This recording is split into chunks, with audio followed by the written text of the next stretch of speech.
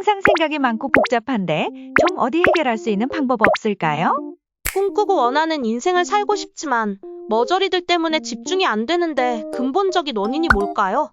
열심히 살고 나름 책도 많이 읽는데 1% 부족할 때 어떻게 해야 할까? 여러분, 혹시 무의식적으로 뭔지 모를 답답함 느끼실 때 있지 않으신가요? 명확하게 뭐 때문인지 분석은 잘 안 되고 참 뭔가 신경이 거슬리고 잡소음이 많아서 아주 시끄러운 기분. 저 역시도 뭐 때문인지 정확하게 원인은 모르겠고 그냥 스트레스가 쌓일 때가 있는데요. 불교의 깨달음에 대한 깊은 영향을 받은 프랑스 수필 베스트셀러 작가 도미니크 로로 저자님의 심플하게 산다 책에서는 집착을 버려라. 오히려 많이 갖고 있으면 더 좋은 물건을 소유하지 못한다 라고 합니다. 실제 소유하지 않으면 삶의 질도 올라간다고 하고 스트레스도 훨씬 덜 쌓인다고 합니다. 이게 과연 무슨 말일까요? 다이어트를 해서 군살을 빼듯 인생도 사는 집도 여백이 많아야 통찰력이 자연스럽게 생기면서 인생도 같이 술술 풀린다고 합니다. 그럼 여기서 도대체 집이랑 인생이랑은 또 무슨 상관이고 어떻게 인생에서 군살을 뺄 수 있다는 거지? 라는 의문이 드실 텐데요. 오늘은 그래서 쉽게 버리고 심플하게 살 수 있는 지혜를 책을 통해 제가 설명을 드리고 공유를 해드릴게요. 오늘 이 영상을 보시거나 댓글에 책 구매 링크를 달아뒀으니까 꼭 한번 읽어보시고 지금 힘들게 들고 있는 마음의 짐을 조금은 내려놓을 수 있었으면 참 좋겠습니다.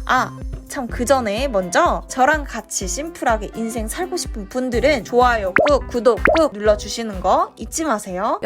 여러분은 집이 무엇이라고 생각하시나요? 책에서는 집을 정신적인 영양 부족을 해결해주는 곳이라고 합니다. 집에 물건을 얼마나 비워놓는지에 따라 쓸데없는데 에너지를 낭비하지 않고 본질에 집중을 할 수 있다고 해요. 그러니까 여백을 많이 둬야 하고 움직일 수 있는 공간을 진짜 최대한 확보를 하고 버릴 물건을 방치하지 말고 지금 즉시 그냥 버려야 한다고 해요. 집에 물건이 많은 것은 혈관에 노폐물이 많아서 혈액순환을 방해하는 것과 똑같은 일맥상통의 개념이라고 합니다. 무질서한 물건들이 집의 원활한 기능을 방해하고 알게 모르게 계속 영향력을 행사하면서 안 좋은 기운을 뿜는다고 합니다. 반면에 집에 여백이 많고 비어져 있으면 물건보다 사람이 우선이 되어서 결국 주도권도 물건이 아니라 집 주인이 된다고 해요. 그래서 건축의 본보기 바우하우스의 인테리어는 가구류를 거의 넣지 않죠. 책에서는 물건을 치우지 못하고 사는 것은 과거나 추억에서 사는 것과 마찬가지다라는 구절이 나오는데요. 항상 우리는 앞서 나가는 미래를 꿈꾸면서 환경은 그대로 방치하는 것 이거 자체가 참 모순이지 않을까 싶더라고요. 일단 먼저 나쁜 기운을 비워내야 사람의 모습도 밝고 건강해진다고 해요. 지금 여러분도 눈앞에 보이는 물건이 있다면 또 1년 동안 방치되어 있다면 확인 한번 해주시고 버릴 거 지금 당장 빨리 버리시는 게 좋겠습니다. 버리는 건 알겠는데 청소랑 생각이랑 무슨 연관이 있나요? 청소를 하면 마음도 깨끗해진다. 내가 사는 공간이 결국 나 자신을 뜻한다 라는 얘기가 있잖아요. 심플하게 정리하고 산다는 거 비단 우리가 살고 있는 공간에만 해당되는 얘기가 아닙니다. 생각이 많아서 정리가 안 되는 아주 복잡한 우리 머릿속과 똑같다고 해요. 특히 나이 들수록 생각이 정말 복잡해진다고 하는데요. 쓸데없는 물건들로 가득 찬 집은 어디에 뭐가 있는지 찾는 데만 1시간이 넘게 걸리고 결국 집중력에 방해가 되듯 우리 머릿속도 깨끗하게 정리를 해서 중요한 것들이 들어올 자리를 마련을 해야 합니다. 우리는 지금도 마찬가지지만 무의식 속에서 정말 수백 가지 생각들을 계속 하고 있어요. 어쩌면 이런 생각들이 딴 생각들이 습관화가 되어서 어쩔 수 없이 계속 하고 있는 걸 수도 있고요. 심플하게 사는 방법이 있나요?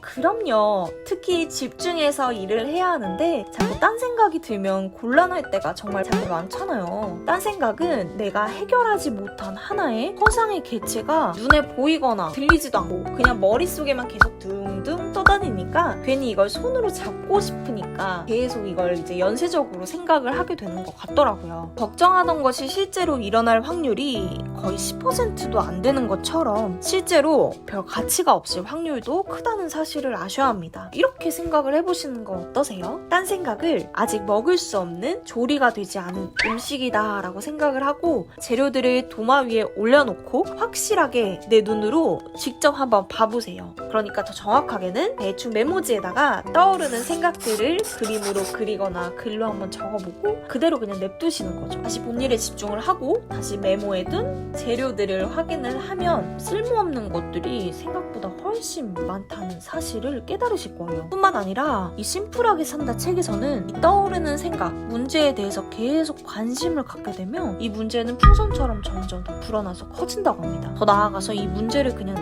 투명한 유령 취급을 해보라고 하더라고요. 내가 생각해서 투자를 할 만큼 가치가 없을 확률이 크다는 거죠. 항상 사람들이 3인칭 시점에서 바라보면 문제가 해결이 된다라는 말을 많이 하잖아요. 이게 좀 잘 이해도 안 되고 막상 그 상황이 닥치면 현실로 되게 힘들더라고요. 근데 이렇게 종이에다가 적어두고 다른 거 다시 집중했다가 다시 그걸 보니까 시간 효율도 훨씬 좋아질 뿐더러 원래 하고 있던 일에 몰입해서 집중력도 올라가는 걸 좀 경험을 했거든요. 방에 있는 물건을 버리듯 생각을 내 맘대로 버릴 수 있으면 참 좋겠지만 이렇게 보이지 않는 생각도 똑똑하게 정리를 할 수 있다는 방법 잊지 마시고 이게 습관화가 또 되면 나도 모르는 사이에 그냥 떠오르는 생각에 내가 휘두를 수 있는 힘이 생길 겁니다. 좋은 기운을 불러오는 인테리어가 있나요?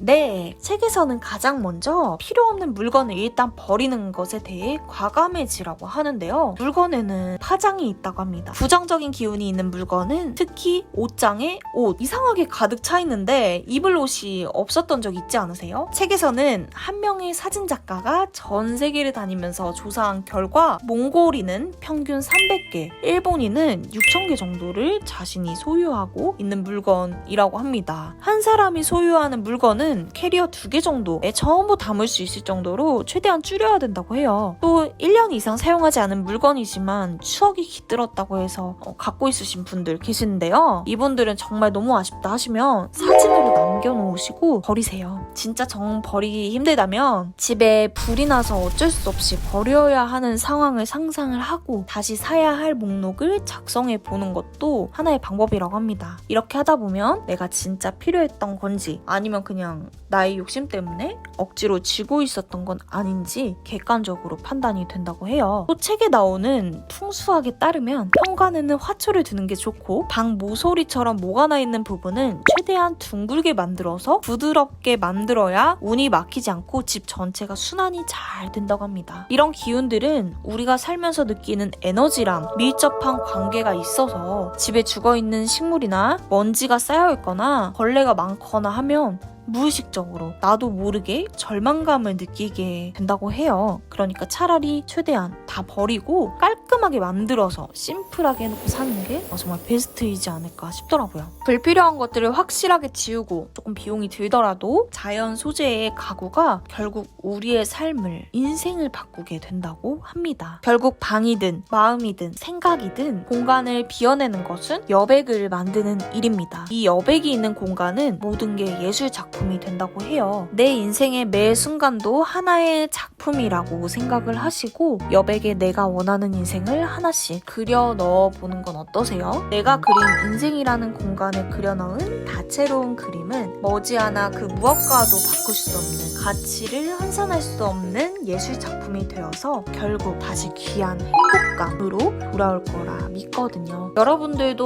군더더기 없는 삶을 원하신다면 오늘부터 저랑 같이 어설픈 가구, 물건들은 과감하게 치워버리시고 나 자신으로 여백의 공간을 조금씩 채워보는 건 어떠세요? 제 의견에 동의를 하시거나 궁금한 점이 있다면 댓글이나 이메일로 소통 언제든지 저는 환영입니다. 리뷰, 책 소개로 돌아오도록 할게요. 구독과 좋아요는 아시죠?